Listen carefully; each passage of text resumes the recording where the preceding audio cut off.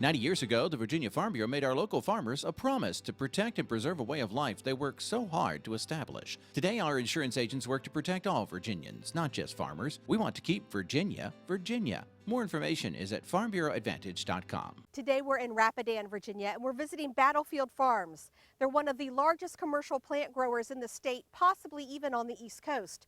They have nearly 50 acres under glass greenhouses. We're going to take a look at that on this edition of Virginia Farming.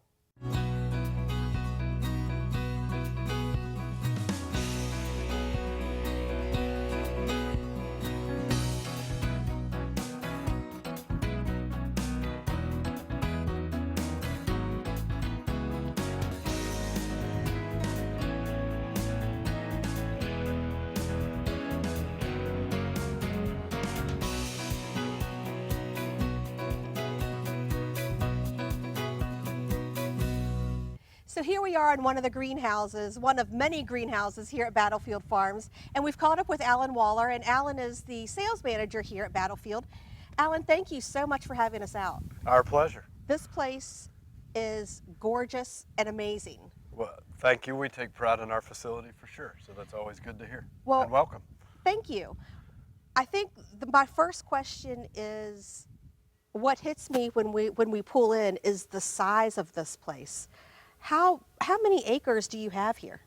Well, we have 46 acres under cover. By under cover, we mean climate controlled, and we also have an additional 22 or so acres that we use for our outdoor production, which is mostly utilized for perennials and mums. The scope of this place is quite enormous, and I guess it gets kind of lost on us. But it's good for us to see, kind of your perspective and appreciation for this place. Absolutely. So around 50 acres under glass. A company that size doesn't happen overnight. Can you give us some history about Battlefield Farms? Sure, I'd be happy to. We just recently celebrated our 25th anniversary last year. What started out as a 6-acre facility has now grown into what you see today. Kind of an evolution of sorts over the years, as you see, as the company continued to grow, kind of different styles of greenhouse, like the one you're in today is very state-of-the-art. We started with basically as a strawberry farm on the first range that you saw today, and have grown into this. So over the past 25 years, we've had a lot of success and done a good job with our customers. Well, you must, because this place is just so expansive. Now, it's all family owned, correct? Right. We work for a second-generation family-owned company. We work for two sons, Bobbie and Anthony Van Hoven, who acquired the business from their father a couple years ago. Their father is still very involved in the business, but as he likes to say, it's theirs now. So you can really feel that family atmosphere. You really feel like you're part of a team here, which is, kind of the culture that their father started and has definitely been passed down to them. Right. Do you think Mr. Van Hoven ever had any idea that the company would grow to be this from the 6-acre strawberry farm? Well, I do think so. Jerry was a visionary in a lot of regards, and he did a lot of things in the industry as far as his work on the bulb side of the business. He created several bulb programs and Easter programs, and really brought a lot of genetics and a lot of new ideas and concepts to the market. Just that crop specifically, but his vision of what a commercial greenhouse could be and who you could service, well surpassed what most of us would have as a vision. But to his credit, I think he really understood where we were geographically positioned and what kind of capacity we could grow into in the markets that we could service. So I want to stop you there and talk about, you said geographically positioned. We're in Rapidan, which is about 40 minutes away from Charlottesville. About 50, because 50, okay. We'll give it that. My commute's about 50 minutes. You have back roads to go on. But let's talk a little bit about the location here in Rapidan and how it serves being an agricultural producer? Yeah, well, one of the advantages that we have here geographically is our ability to grow pretty much any crop, and we grow a lot of them here. We grow, for this year alone, we'll grow over 1,000 SKUs. Now, within those SKUs, there are hundreds and hundreds of species and different colors within the species. So it's very in-depth what we grow. But not only that, we have a geographic advantage where we can grow perennials, we can grow annuals, which we do in large numbers. So the weather here is just suited perfectly for perennial production, for young plant perennial production, which is a big business of ours, and also obviously for annual production. So we grow everything from petunias to gerbers to geraniums, and in significant numbers. I want to talk a little bit about your customers. You grow such a large variety, number one, and large quantity. Who do you sell to? Who purchases all of these beautiful plants? Well, a majority of our customers are big box stores or grocery chains, and we're really geared and set up to service those customers because our facility is set up to produce commercially. So petunias, for example, if we're going to grow 606 petunias, the lot size will be 5,000 pink. And that's really the way that we're set up with our space, the way that our greenhouse is designed and engineered. So that doesn't mean that obviously we don't service smaller customers, and I think we do a good job with that portion of our business, but our bread and butter and our core business is really for commercial sales to kind of bigger box stores. And the size of this place, and just looking around at everything that you guys have here, it's beautiful. So are you going to take us on a tour and give us a little idea of how it's all done? That sounds great. You ready All to right, go? let's go. So we're on the first stop of our tour, and we've caught up with Travis Higginbotham, and Travis is with Research and Development here at Battlefield Farms. Travis, thanks for showing us around today. No, my pleasure. I'm glad y'all could stop by. So research and development at a place this size has got to be a pretty big job. Can you give us a little an idea about what you do? Sure. My responsibilities range from doing things in the office, in a business sense, to also on the growing side.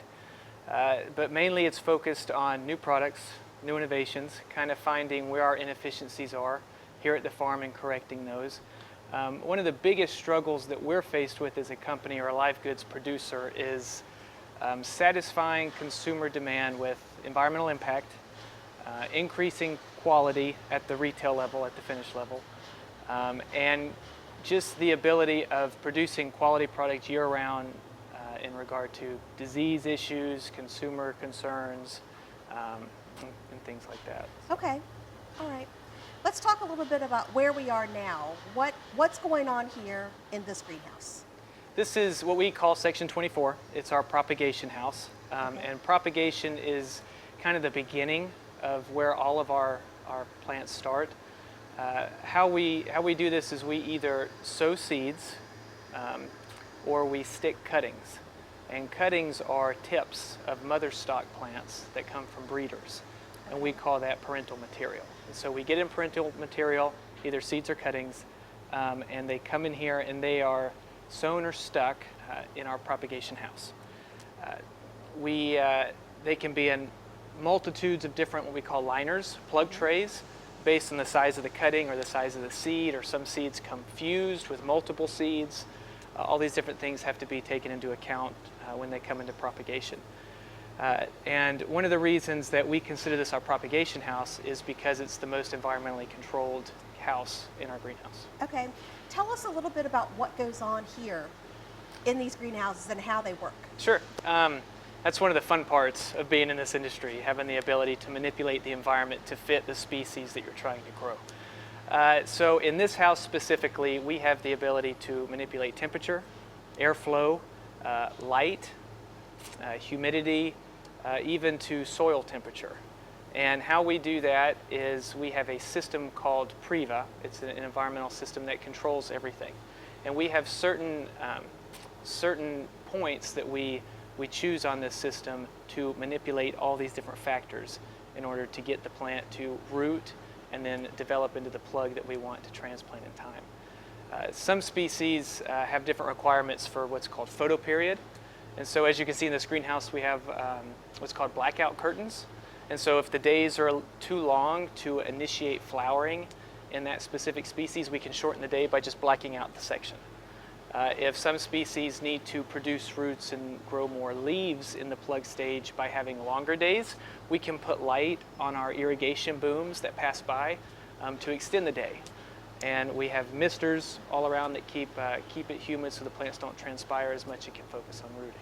So I want to talk a little bit about the company itself and your environmental friendliness. Okay. Tell us a little bit, for example, how much water you use in a place like this a day, and then how you recycle that. Okay, so strictly looking at water, we have 4 retention ponds that recycle rainwater to all of the irrigation that we use and all the runoff that we have at this facility. And through those retention ponds, we then recycle our water through filters and clean it back before it comes and is applied again on our crops. As an overall picture of our angle at reducing our environmental impact, we as a company, aside from consumer concern and consumer demand, want to be as environmentally friendly as possible, just as a family-run business. And with that, about 4 to 5 years ago, we teamed up with an environmental certificate. And this is what really helped us understand what we're doing, why we're doing it, and how much chemicals, how much pesticides, how much PGRs, plant growth regulators, fertilizers we're really using. And that's where we needed to start. We first needed to see what are we using and how are we using it. And then by working with this environmental certificate, we have been able to slowly cut back on things that we saw we were using too much of. And at the end of the day, I mean, we're as much plant nerds as anybody else. So we really want to do the best we can because we love what we do. So Travis, where's our next stop on this tour going to take us? I think the next step would be to show you the production line, where a lot of these plants come from and how we stick them in the media and trays and how it goes. All right, well, let's go. So here we are in our next step of our tour. And Alan, tell us what area we're in now. We're in finished production. So Travis shared with you the propagation house, and this is kind of the next step in the supply chain where, and my favorite portion of the supply chain, where it gets in its final container and 6 to 8 weeks from now it'll be retail ready and ready to send to the stores. Okay, so what's involved in getting from the big flat in the propagation greenhouse to here, getting it ready to go? What all are the workers doing behind us? Well, there's a couple different, several different things that we have to account for when we're on finished production. And the first thing is really the media that we're using. We have a lot of different recipes designed specifically. Which is the dirt. Correct. That they're going in. Okay. Correct. Which is designed for that particular variety. So we match the media or dirt with that variety to make sure that soil and all the amenities that are in that soil will help that plant perform best. Kind of the next thing that we have to take account for is the container or the finished container that's going in. We grow everything here from smaller packs, which you see today, to larger finished containers. That's one of the things that we have to take account for in space planning, is to figure out how long basically is this real estate going to be tied up in my greenhouse so I can plan my next wave of finished production and know when it comes off the line here where the space is in the greenhouse, and coordinate that with which houses have more shade, which houses have more light, which houses have different growing conditions. Sure. So you have to, it's a constant logistics battle for you, isn't it? When making sure one's going out before the next one comes in, and it also has to do with the conditions in that particular house, whether it's more shade or more sun or the moisture that particular plant needs. That's correct. It's almost like an environment within a controlled environment when you think about the individual houses, and I think that's true of any greenhouse, commercial greenhouse, that there are nuances within each particular house itself. You also made a very good point about the logistics of it. And there is a lot of logistics and planning involved in production and figuring out how to allocate your space and how the product is going to turn. We'll turn, Amy, this greenhouse this spring in the next 3 months 4 times. So Wow. things get laid down and moved out pretty fast. Wow. So let's talk a little bit about the planning process that goes into, it's not like you just plant them and they're ready to go, because at different parts of the year, you're working on different planning. Yeah, that's very fair, and that's one of, I guess, the least understood parts of our industry is typically we're working a year out on our crops. We just finished our Easter program, and tulips, daffodils, and hyacinths. We do a good number of bulbs at this facility, and we're already planning bulbs for 2017. We've already made our commitments for our production for 2017. So poinsettias is another example of a crop where we have to secure the cuttings a year in advance and really make our forecasts and our commitments that far in advance. Not only that, just securing kind of the bulbs and the raw materials for production is a lot of these crops take a lot of time. We'll plant our spring bulbs anywhere from the start of October through mid-November. Now, I wanted to give our viewers an idea of the planning and growing time. Let's take the poinsettia, because everybody knows that we buy those around Christmas time in December. What happens here at Battlefield Farms to start those poinsettias and to make sure they're ready? When do you start to have them ready for December purchase? Well, we pretty much start thinking about poinsettias, Amy, in the 1st of January. All right. So we've caught up with Bobbie Van Hoven. He's one of the owners here at Battlefield Farms. Bobbie, thanks so much for meeting us out here today. No problem. So we are standing in front of one of numerous huge piles of wood chips. Yes, you are. Tell us what these are used for. We use these for heat. So we take these wood chips and we put them in a walk-in floor. The walk-in floor then feeds a boiler. The boiler heats water, and we heat our greenhouse with water. So behind this facility is a 1-million-gallon hot water tank. That water is then taken from 130 degrees to 190 degrees, pumped through the greenhouse. Cold water comes back, goes back through the boiler, cycles through, gets reheated back up, and back out it goes again. So all of our heat is radiant. So we have top heat, goes through all of our pipes. So I don't know if you saw in the greenhouse, but all the railings that hold the booms or the echoes or any of that up, that's all feed and return hot water lines as well, because the goal is to get as much sunlight in the greenhouse as we can. And then we also heat through the concrete. So every foot there's a gap, and that is heat lines. Where the radiant heat comes up from that as well. Yep. I guess I never thought about it. When I think about a greenhouse, I think of it's all solar energy, but obviously in the wintertime, you've got to have some type. Now, how do you keep it? I assume that you want to keep the greenhouse at a level heat throughout all seasons. We do. So we how do. do you, so how we do you do that? We heat between October and the end of May. After May, then it's we get enough summertime to do us enough good, so we don't need to run the boilers. But the boilers run from October to the end of May, and the goal is to keep the greenhouse wherever the growers would want to keep their particular section. So we have everything blocked off in about 1 acre sections. So we can, each range can be treated differently. So there may be some ranges where you want it to be 70, some ranges where you want it to be 60. They can adjust that, and boiler takes care of it from there. So to heat anything the size of the area that you guys are heating would be so costly. Is that one reason that you went to the wood chips? It is. The other reason is it's green. So for us, we're able to burn wood chips. We have absolutely zero emissions, if you want to look at it from that standpoint. We have zero emissions, but we also realize that there's a good wood source in Virginia. So we're able to get hoping for about a 10-year payoff on this investment. And then after that, it will be obviously a cost savings to us.